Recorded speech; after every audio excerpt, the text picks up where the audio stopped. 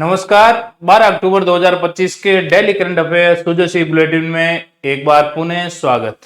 आज हम current affair की चर्चा शुरू करने से पहले बात करते हैं आज के सुविचार की। और आज का सुविचार है डॉक्टर भीमराव अंबेडकर जी का, जिन्होंने कहा था कि शिक्षा वह शेरनी का दूध है जो इसे पिएगा वह दहाड़ेगा। इसका मतलब है कि जिस प्रकार शेरनी का दूध पीने से उसका बच्चा दहाड़ता है, उसी प्रकार यदि कोई व्यक्ति शिक्षा रूपी शेरनी की का दूध भी लेता है तो वह दहाड़ेगा। इसका मतलब है कि यदि आप शिक्षित बन जाते हो, आपने शिक्षा ग्रहण कर ली है अच्छी तरह से, तो आप जहां जहां पर विरोध, जहां जहां पर आपको अन्याय दिखेगा आप वहां पर विरोध करेंगे, जहां जहां पर कुछ गलत होता दिखेगा आप उस चीज का विरोध करेंगे।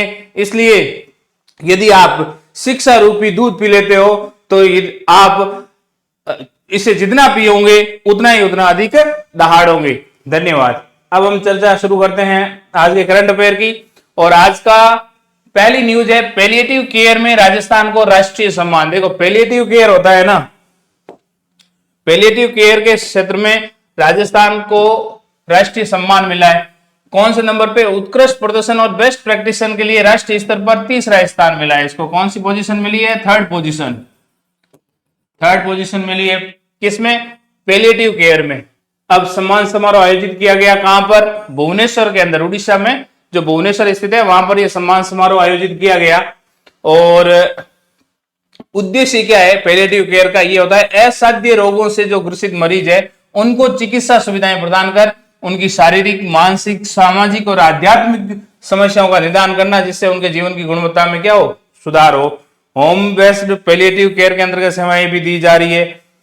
इस प्रकार आप ध्यान रखना कि पैलिएटिव केयर में राजस्थान को तीसरी थर्ड रैंक मिली है। ठीक है, किसमें? उत्कृष्ट प्रदर्शन और बेस्ट प्रैक्टिस में। नेक्स्ट, 47वां अखिल भारतीय लेखांकन सम्मेलन। देखो, 47वां अखिल भारतीय लेखांकन सम्मेलन कहां आयोजित किया गया? इतना ध्यान रखना आप, उदयपुर के अंदर। कहां पर किया गया? उदयपुर में। और किसने आयोजित किया? भारतीय लेखांकन परिषद की उदयपुर शाखा ने और राजस्थान विद्यापीठ विश्वविद्यालय, इन्होंने मिलकर और 47वां अखिल भारतीय लेखांकन सम्मेलन आयोजित किया। इसके अलावा इसमें कोई खास चीज नहीं है करंट अफेयर के हिसाब से।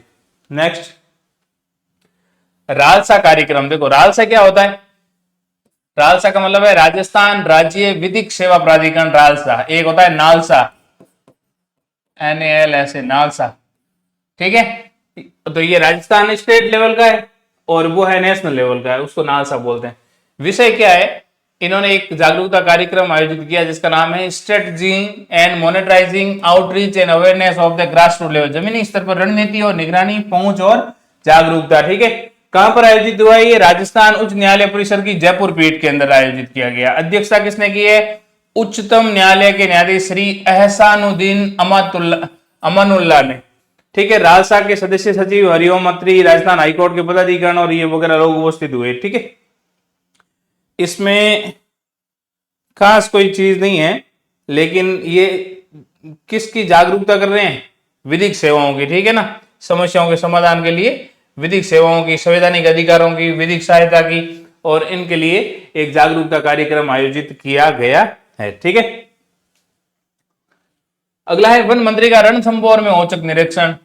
ठीक है, वन राज्य मंत्री जो संजय जी है वो रणथंभौर गए थे। यहाँ पर मैंने करंट अफेयर में इसलिए डाला है कि रणथंभौर के बारे में अपन डिस्कस कर लेते हैं। तो देखो, रणथंभौर कहां पर है? सवाई माधोपुर जिले में। किसके लिए फेमस है? टाइगर के लिए फेमस है। स्थापना कब हुई इसकी? 1955 में सवाई माधोपुर में खेल अभ्यारण्य के रूप में इसकी स्थापना हुई। 1973 में यहाँ पर टाइगर रिजर्व घोषित कर दिया। वेरी इंपॉर्टेंट, 1973 में रणथंभौर को टाइगर रिजर्व घोषित कर दिया। और 1980 में इसे नेशनल पार्क घोषित कर दिया। राष्ट्रीय उद्यान कब बनाया? ये 1980 के अंदर। ठीक है, 1334 वर्ग किलोमीटर में फैला हुआ है, जिसमें रणथंभौर राष्ट्रीय उद्यान, सवाई मानसिंह अभ्यारण्य और कैला देवी अभ्यारण्य जैसे इसमें क्षेत्र शामिल है। ठीक है, यहाँ तेंदुआ, बाघ, लकड़बग्गा, सांबर हिरण, चीतल, नीलगाय वगैरह ये है। ठीक है, और दोंक, आम, बरगद, पीपल, ढाक जैसे यहाँ पेड़ है, वन है। और यहाँ रणथंभौर का किला भी है, त्रिनेत्र गणेश जी का मंदिर भी है, और बादल महल और जोगी महल ये यहाँ इंपॉर्टेंट है। ठीक है, एक तो रणथंभौर का किला, एक त्रिनेत्र गणेश मंदिर, और एक है बादल महल और जोगी महल। ठीक है, नेक्स्ट है मुख्यमंत्री Ayushman Arogya Yojana, very very very important. मुख्यमंत्री भजनलाल जी शर्मा की पहल पर 19 फरवरी 2024 को शुरू की गई। एक तो ये डेट याद रखना, 19/2/24, ठीक है।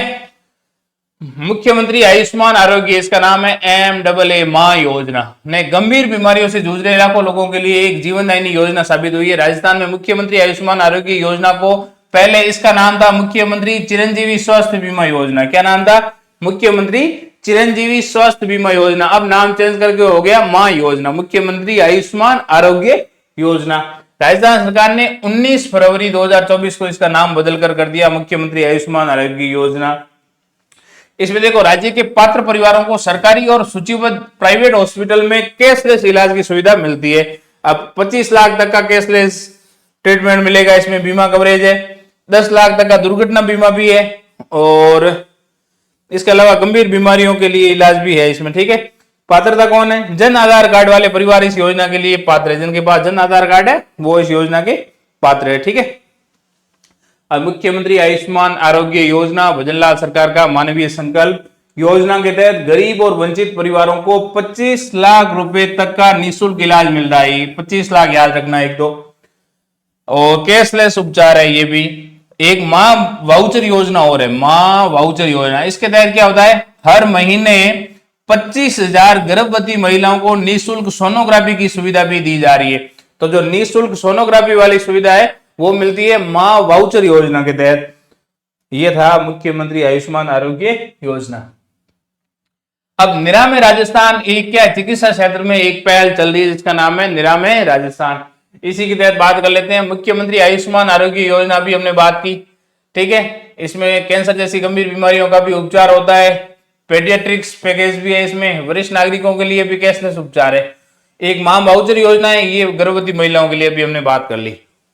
नेक्स्ट, महिला और बालिका विकास के लिए देखो एक चल रही है राजस्थान में योजना, लाडो प्रोत्साहन योजना, वेरी इंपॉर्टेंट, लाडो प्रोत्साहन योजना। इसमें क्या है? गरीब परिवारों में यदि बालिका का जन्म होता है तो 1.5 लाख रुपए का सेविंग बॉन्ड उपलब्ध करवाया जाता है। कौन सा बॉन्ड है ये? Saving bond. कितने लाख का है? 1.5 लाख का सेविंग बॉन्ड उपलब्ध करवाया जाएगा। सस्ती रसोई गैस सिलेंडर योजना में क्या है? प्रधानमंत्री उज्ज्वला योजना और बीपीएल परिवारों को 450 रुपए मात्र में क्या मिल रहा है? LPG cylinder. एक योजना है मुख्यमंत्री रसोई गैस सब्सिडी योजना। इसमें नेशनल फूड सिक्योरिटी एक्ट में जो चिरशेष परिवार है उनको भी 450 रुपए में घरेलू गैस सिलेंडर उपलब्ध करवाया जा रहा है। नेक्स्ट है श्रमिकों के लिए, मजदूरों के लिए, स्ट्रीट वेंडर के लिए एक योजना है मुख्यमंत्री विश्वकर्मा पेंशन योजना। ये किन के लिए? श्रमिक, स्ट्रीट वेंडर और लोक कलाकारों के लिए। वर्ष की आयु पूर्ण करने पर 3,000 रुपए मासिक पेंशन का प्रावधान। कितने रुपए का? 3,000 रुपए मंथली पेंशन मिलेगी। एक योजना चल रही है पीएम स्वनिधि, इसमें 3 ऋण दिए जा रहे हैं, ठीक है। पहला चुकाएंगे दूसरा, दूसरा चुकाने पर तीसरा। इसी प्रकार मुख्यमंत्री स्वनिधि योजना भी चल रही है, ये असंगठित क्षेत्रों के लिए। इसके अलावा एक योजना चल रही है मुख्यमंत्री शहरी रोजगार गारंटी योजना, ठीक है। और एक चल रही है नमस्ते योजना, ये इंपॉर्टेंट है, याद रखना। नमस्ते योजना, नमस्ते योजना क्या है? सफाई कर्मचारियों को स्वरोजगार के लिए जो ट्रेनिंग दी गई है वो ट्रेनिंग जिस योजना के तहत दी जा रही है उसका नाम है नमस्ते योजना। कौन सी योजना है? नमस्ते योजना। किसके लिए है? सफाई कर्मचारियों के लिए, सफाई कर्मचारियों के लिए, ठीक है। नेक्स्ट, श्री अन्नपूर्णा रसोई योजना, ये गांव में भी चलती है और शहरों में, दोनों जगह। भोजन या थाली का वजन पहले 450 ग्राम था, उसे अब बढ़ाकर कितना कर दिया है? 600 ग्राम कर दिया है। और पहले सब्सिडी 17 रुपए थी, अब सब्सिडी बढ़ा के कर दी है 22 रुपए। और पहले मोटा अनाज शामिल नहीं था, बाजरा, ज्वार, मिलेट्स वगैरह इनको भी थाली में शामिल किया गया है, ठीक है। पेंशन में वृद्धि, सामाजिक सुरक्षा पेंशन में वृद्धि। देखो अल्प आय वर्ग के जो बुजुर्ग व्यक्ति है, विधवा है, एकल नारी है, दिव्यांग व्यक्ति है या लघु और सीमांत कृषक है, इनको पेंशन कितनी दी जा रही है? 1250 रुपए प्रति माह पेंशन। पहले ये कम थी, अब बढ़ा दी गई है, ठीक है। और ये पेंशन वाला पोर्टल है, अब ये बिल्कुल पेपरलेस कर दिया है। इसके अलावा एक योजना है मुख्यमंत्री घुमंतु आवास योजना। स्थायी आश्रय और आवास से वंचित जो डी नोटिफाइड ट्राइब्स है, जो जनजातियां डी नोटिफाइड है, उनमें उनके परिवारों को 22 अक्टूबर 2024 को ये लागू की गई है। कब की गई है? 22/10/24 को योजना लागू की गई है। नाम क्या है? मुख्यमंत्री घुमंतु आवास की योजना। ठीक है, इसमें जो डी नोटिफाइड ट्राइब्स है उनके परिवारों को स्थायी रूप से रहने के लिए आवास प्रदान किया जाता है। शुरू हुई है 22 अक्टूबर 2024 को। इसके अलावा शिक्षा के लिए शिक्षा का अधिकार चल ही रहा है। ठीक है, तो ये था 12 अक्टूबर 2025 का करंट अफेयर। मिलते हैं अगली क्लास में 13 अक्टूबर के साथ। धन्यवाद।